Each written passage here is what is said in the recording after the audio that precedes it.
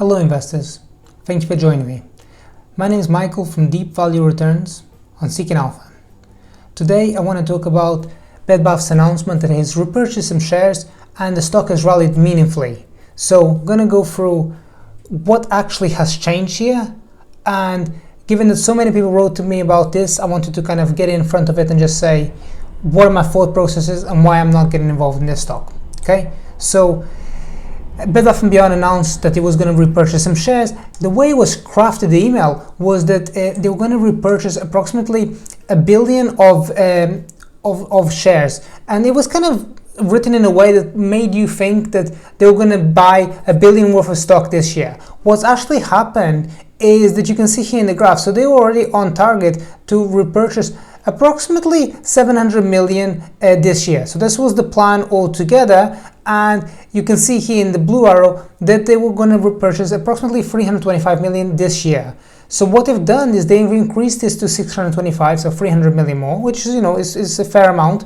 But the way it was written, it kind of gave people the impression that something dramatic was happening. Nothing dramatic was happening, and I wanted to show you this, right? So anyone actually read through, you'd go to the bottom of the press statement, and you see this little table, and they show you there that they had throughout 2020, fiscal 2020, and Q2, all throughout that period, they had already repurchased for 600 million worth of stock. So with that in mind, they have upped their repurchasement. There was going to just be another 100 million, but they actually repurchased another 300 for a total of 400 million left to be deployed this year. So it's not such a big deal, and the stock rallied more than 80%, and I don't think that this is particularly worthwhile. So one of my things, so this is a stock that I was previously a shareholder of, and I have no negative feelings here. So it's not, if I exit the position, that's it, it's done and dusted. I'm not kind of gonna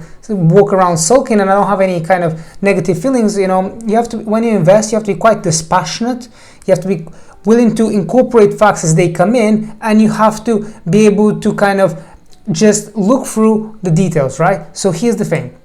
At the end of Q1, they were pointing for approximately 525 million at the high end of adjusted EBITDA. Okay, so what actually happened is that I looked at this and I was like, okay, yeah, I'm very passionate. This is going to do great, and they have 525 million of EBITDA. It's trading for approximately 4 times EBITDA the stock, with some buyback. Plus, the CEO had come on board at the end of 2019. Then COVID hit. There was a lot of good things that I felt the stock was undervalued. Now, the fact of the matter is, Q2 21, they downwards revised their guidance. Now, it's a stock that's already highly shorted. So if they downwards revise their guidance, it's because things are not doing so well. And then you just think through this, okay? We know right now that the housing market is particularly strong. So what's going to happen next year as Bed Bath & Beyond comes up against these tough comps? So you're going to have tough comps to come up against because the market that you're serving is cooled down. You're going to be up against because everyone that is expecting a certain amount of growth from your business, and you comping that tough growth, and it's going to be like, oh my God, like we're not growing anywhere near that.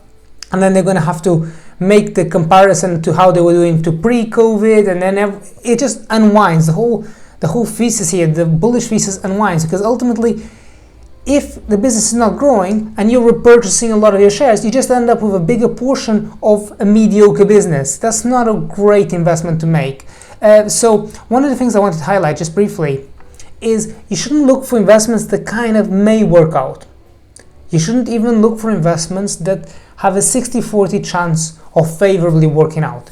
You need to seek out investments that have a 70% chance of working out, while being humble enough to understand that there are times when things will not work out, and that's why you need a super wide margin of safety, and you need to be dispassionate in your analysis. When it comes in, you need to kind of figure out what's insightful, what's worthwhile considering, and what's not. If it hasn't got a really large margin of safety and the underlying business is contracting, the odds are not in your favor. It's going to be really, really tough. Some of those investments will work out, but the majority will not work out. So you need to kind of align yourself with high quality businesses that are doing well, okay? So the way that I always explain this is, if you a Michelin star chef and you're making an awesome lasagna, some portions of your premium meat will end up in the bin. That's just the way this works, right? So you're gonna have, it's the cost of investing is you're gonna have some losses. So you have to be able to incorporate that, but you have to be quite humble and say, okay, this is not worthwhile considering in the case of Bed Bath & Beyond, because nothing has really dramatically changed. So the stock is up still now as I make this video, is still up significantly, and I gave a Peter Lynch quote that I wanted to highlight for you because so many people wrote to me and said, Michael, what do you think about Bed Bath & Beyond? So here's a quote, you don't get hurt by things that you don't own and go up, it's what you own that kills you. So it's ultimately, that's it, you know, it's just boiled up. So investing is such a high contact sport. You need to understand that there are going to be good days and bad days, but you need to think out, nothing really here has changed, guys. So yeah, I mean, I was investing in stock, and I was in the stock for twice so far in 2021. I've seen this spike up, I've seen this movie twice, and I was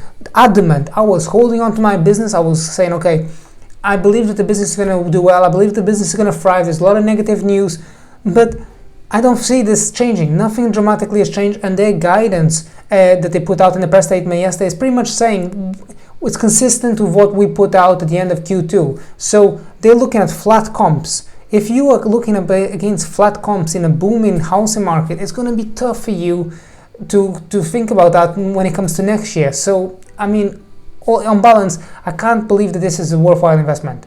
So if you want to find out what stocks I'm particularly passionate about buying right now, don't forget to check out my marketplace. It's called Deep Value Returns. I help you become a better investor. I help you think through investing and the thought process of building your portfolio. Okay, thank you so much for listening. Bye.